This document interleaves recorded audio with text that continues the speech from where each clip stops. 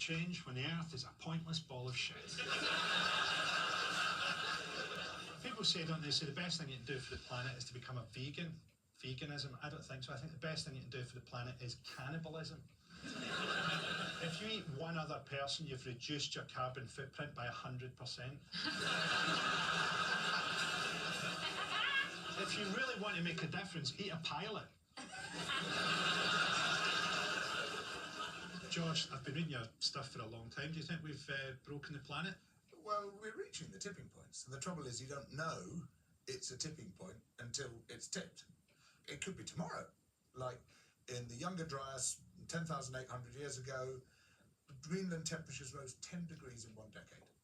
10 degrees, just like that. And you go from basically a habitable climate to an uninhabitable climate. And that could just happen. It seems at times as if human beings are determined to destroy every other species on Earth. But not all of us are as bloodthirsty, as seen in this covertly filmed clip of one animal lover doing his bit to save a creature's life. So I've just made it inside the factory farm. I've found where the pigs are. And just take a look for yourself. In the most cramped position. So I've just gone and rescued one. I could not leave someone there. You know, I couldn't carry them all, but I knew I could carry one. This beauty has just been rescued. So, we're travelling across this field to get to my car.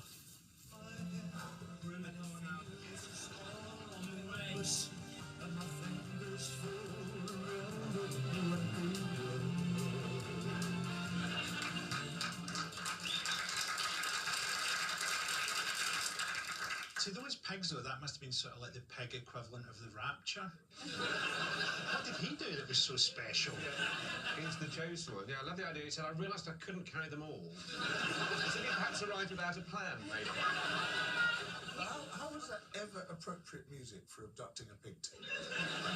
Or indeed for anything? It's at the end of like a feel-good, like, buddy movie. Yeah. Like Rob Schneider's going to be there with a chicken under her arm going... To be fair to him, I have to say, I think he does a good thing, and he takes it to an animal rescue and it has a happy life and stuff. And there's lots of people doing this now. I know more about this than I should, because I really love pigs, and I've thought of starting a kind of pig rescue. Yeah. Right? And one of the things I do, sometimes before bed, I'll type pig into Twitter and look at pig videos. But the types of videos that come up tend to be either a Korean boy band, I don't know what their association is with pigs, but that's the #1 search result. The other main search return is penetrative gay sex. Like various types of it. I don't know why it's under the word pig. But then I sort of gradually thought to myself, look, there's barely any fucking pigs here. Am I in fact gay? My mind is trying to trick me into, look, if you just do this, you'll get a look at it. And This is what this has all been about, hasn't it?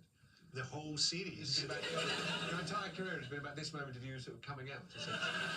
I'd love to be gay. I'd love to have anything cool about me. I mean, it'd be amazing. Have a pig farm where you rescue the pigs. Yeah, I mean, I think... Majority of people who eat meat also know that the conditions are really bad. And Frankie suddenly, do you know what Frankie's up to? Yeah, he's happy. He's happy. He's finally happy. Yeah, he's fucking men and looking after pigs.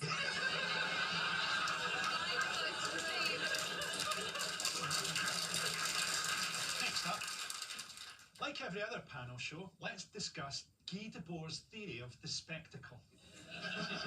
Political commentary and analysis is no threat to the status quo, it's all just part of the spectacular structure of control.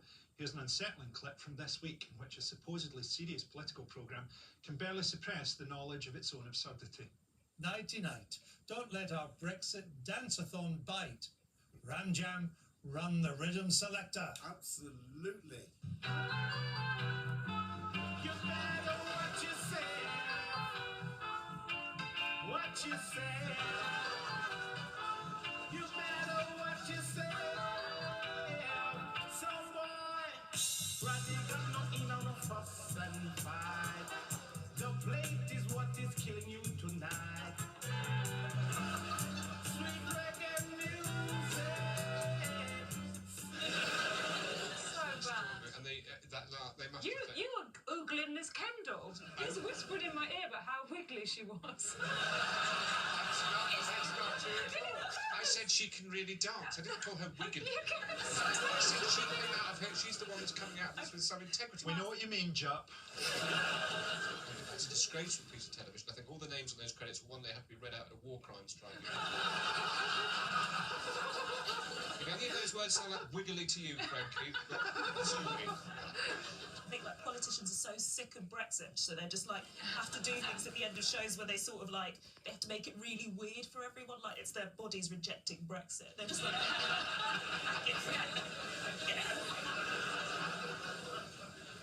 I have very little sympathy for Theresa May, to be honest, because she was the architect of the hostile environment policy. Basically, she can't trust herself to wear tan tights in case she tries to deport her own legs. It's going to be weird when she leaves as well, because she's going to have to summon up some emotion. She's going to have to cry, probably. I'm not convinced that Theresa May can cry. Philip, come over here and spit in my eyes. Kick me in the shins, Philip. I need to cry. I think the only way that Theresa May can cry is by imagining a black Miss Marple. How am I supposed to do jokes about Jeremy Corbyn? Last time I saw Jeremy Corbyn was about a week ago. He did a photo opportunity where he was sat in a canoe on dry land. Excuse me, would you mind getting into this metaphor?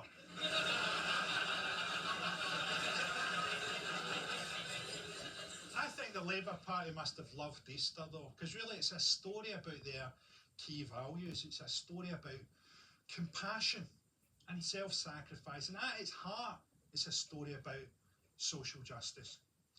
And a Jew dies.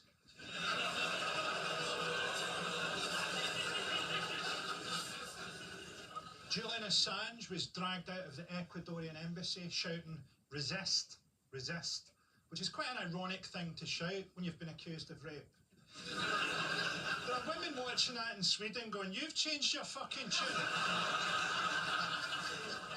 Obviously, the British press have gone after him in a big way, and it's been interesting to watch the British press try to take the moral high ground about hacking. It's like the Pope throwing out his R. Kelly CDs. So maybe we should remember what WikiLeaks actually did. WikiLeaks published information from Chelsea Manning, who's a genuine hero, about American war crimes, including footage of an American helicopter killing 2 journalists. Julian Assange was nominated for a Nobel Peace Prize and also got £250 from You've Been Framed. So maybe we should understand him as a guy who's done a lot of terrible, a lot of shitty things, no doubt, and has also done one brilliant thing, a bit like Ricky Gervais. Next up, let's look forward to a summer of blue skies, riots and domestic terror. It's become such a cliche that we're living in a post-truth world that it's no longer actually true. These days we are post-living in a post-truth, post-world in which everyone claims that everyone else is lying. Here's an agitated John Redwood clashing with Krishnan Guru Murthy over Brexit in this tense interview. Why do you want to talk down the one thing that most of the public now actually want? My idea they is don't. by There's far no away evidence the for most that at all. popular, much more popular than the withdrawal No, agreement. let's just correct that complete error that most of the public want no deal. It's not true. There's no evidence for that. Where's the evidence for it? Well, the polling evidence shows that people now think it's the least bad option because they do not like the withdrawal No, it agreement. doesn't. The withdrawal agreement polls very badly with both Which Remain poll says voters that? and Leave voters. To a Remain, well, all the polling that I've seen, the Comres and so forth. Just to And your correct the programme facts. should listen more That carefully is not to that true. view. That is not true. Your programme. The John your Redwood, programme. thank you very much. I don't think it helps that Krishnan Guru Murthy is not immune to a strop, is he? He just goes, not true, not true. Yeah. You know, you sort of want some sort of counterfacts or whatever. There, he's let a man who looks quite mad sort of get away with it. John Redwood looks like the sort of man when the nurses bring him around his biscuits, his pyjamas are always soaking.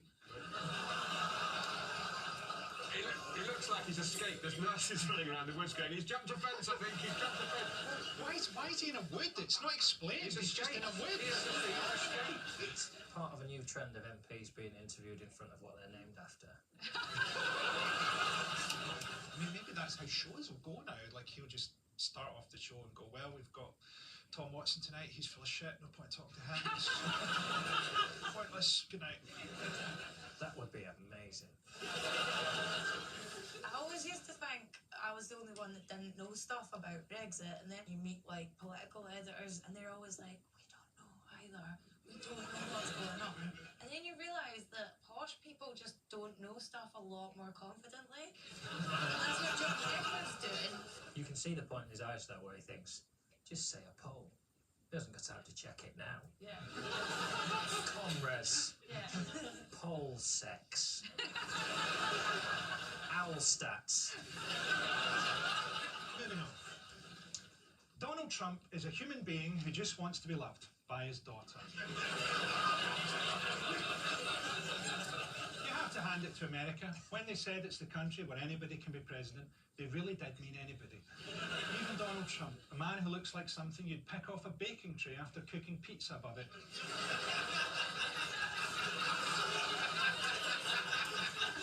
With a body like some hemorrhoids that God twisted into a balloon animal, and a head like someone drew a face on a plum and lost it for a month.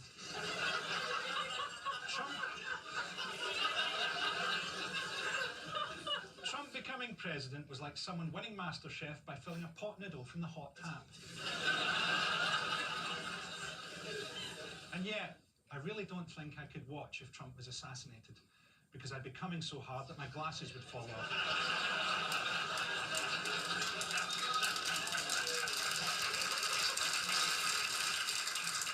The conclusion of Robert Mueller's investigation into Trump has left America's 45th and final president feeling vindicated. Now he wants to know why he was investigated in the first place, as we can see in this frankly baffling footage. It's totally finished. No collusion, no obstruction. I hope they now go and take a look at the oranges of the investigation. The Mueller report, I wish, covered the oranges, how it started, the beginnings of the investigation, how it started. I just think he's trying to get his mouth to say a word that his brain doesn't know. I'm not saying that I hope this happens, but I do feel like I'm watching strokes happen sort of closer and closer together, kind of like contractions leading up to a birth. And just imagine if he had one really big one while giving a speech on TV on my birthday, for example. He's talking like the Mueller report exonerated him, but that's only because he didn't read it. It's 400 pages. The longest thing Trump has ever read is a tweet.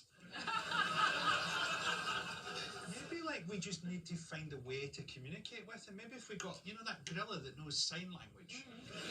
Maybe it could speak to Trump and then just kind of learn the concept of futility. And it goes back to the zoo and just strangles all the other animals. But I think that is like a kid's book, but I think they'd get confused, and the wrong one would be in the White House, and the wrong one would be in the zoo. And they'd be like, oh, it's really improved. So, in conclusion, there were two boys at my school who were really badly bullied, but luckily it didn't affect them in later life because they both committed suicide.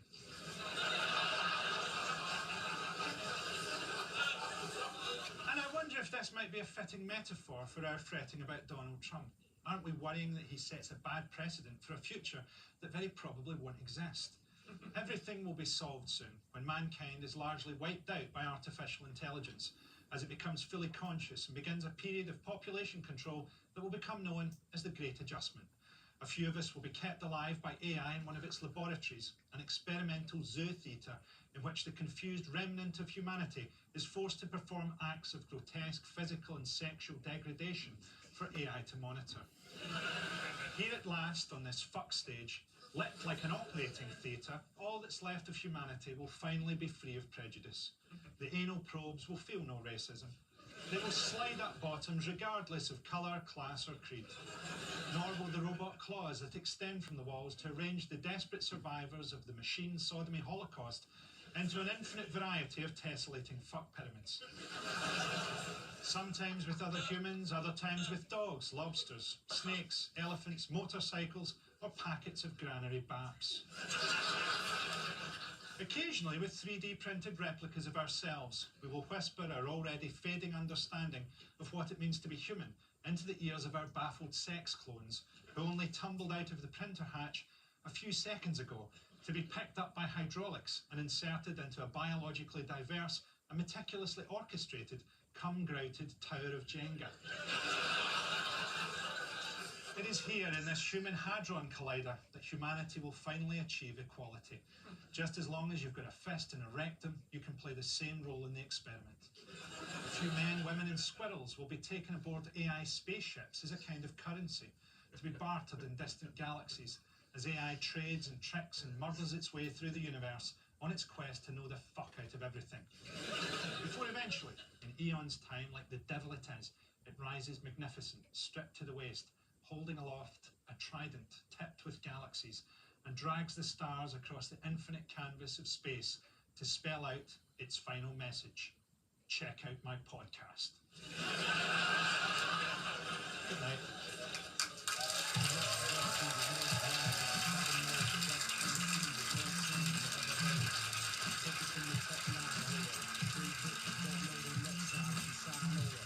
Everything that glitter ain't fish scale. Let me think. Don't let her faint till it smell. Shot a jack, got her back. It's not an act stack. Forgot about the cackalack. Holler back, clack, clack, blocker. Villainy. Feel 'em in your heart. Chopper, chart topper. Start shit, stop. Be a smart shopper.